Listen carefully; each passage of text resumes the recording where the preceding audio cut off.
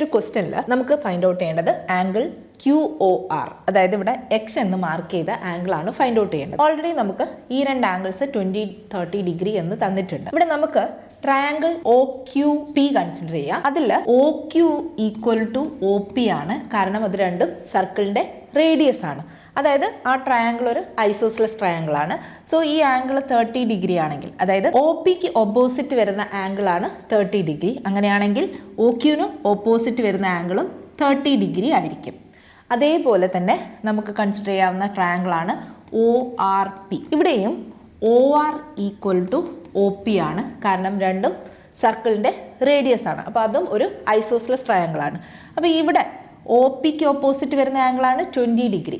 അങ്ങനെയാണെങ്കിൽ ORന് ഓപ്പോസിറ്റ് വരുന്ന ഈ ആംഗിളും 20 ഡിഗ്രി ആയിരിക്കും. അതായത് നമുക്ക് ആംഗിൾ QPR എന്നുള്ളത് 30 + 20 50 ഡിഗ്രി എന്ന് കിട്ടും. ഇനി സർക്കിളിന്റെ ഒരു പ്രോപ്പർട്ടിയാണ്, ഈ ആംഗിൾ എത്ര ഡിഗ്രി ആണോ അതിന്റെ ഡബിൾ ആയിരിക്കും ഇവിടെ വരുന്ന ആംഗിൾ. സോ എക്സ് എന്നുള്ളത് 2 × 50 ആയിരിക്കും, which is equal to 100 degree. So option A is the correct answer.